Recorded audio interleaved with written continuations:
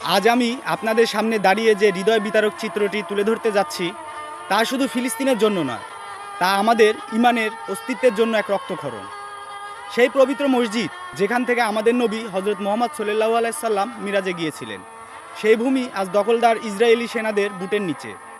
সেখানে নামাজে গুলি চলে, পবিত্র কোরআন ছেঁড়া হয়, নারীদের পর্দা ছিন্ন ভিন্ন করা হয়, শিশুদের রক্তে রঞ্জিত হয় পাথর ভরা সেই মাটিগুলো। আর বিশ্ব মুসলিম উম্মা কেবল তাকিয়ে থাকে নীরব। এটাই কি আমাদের ঈমান? এই অবস্থা কোনো সাধারণ দখলদারির গল্প নয়। এই যে আল আকসার দিকে ইসরায়েলিরা এগিয়ে আসছে, এটি একটি নিখুঁত পরিকল্পনার অংশ। এটি দাজ্জালি শক্তির পথ নির্মাণ। রাসূলুল্লাহ সাল্লাল্লাহু আলাইহি সাল্লাম আমাদের সতর্ক করে গেছেন যে সময় আসবে যখন সত্যবাদীকে মিথ্যা বলা হবে, মিথ্যাবাদীকে সত্য মানা হবে, আর ফিতনার অন্ধকারে মানুষ দ্বিধাদ্বন্দ্বিত হয়ে যাবে।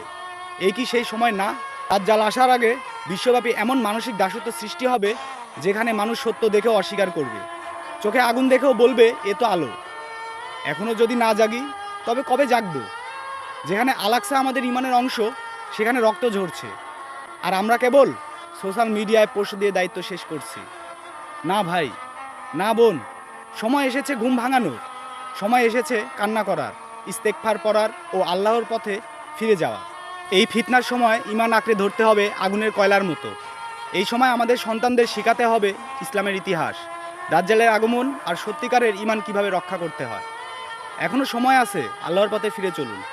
দিনের জন্য প্রস্তুত হন, কারণ দাজ্জালের আগমন আর খুব বেশি দূরে নয়। আলামতগুলো একের পর এক বাস্তব হয়ে যাচ্ছে। যে জেগে উঠবে সে বাঁচবে, যে ঘুমিয়ে থাকবে সে হয়তো চিরনিদ্রায় তলিয়ে যাবে ঈমানহীন হয়ে। হে আল্লাহ, আমাদের অন্তর জাগিয়ে দাও, আমাদের ঈমানকে টেকসই করো, আমাদেরকে সেই কাফেলার অন্তর্ভুক্ত করো যারা শেষ জামানায় তোমার জন্য দাঁড়াবে। আমিন।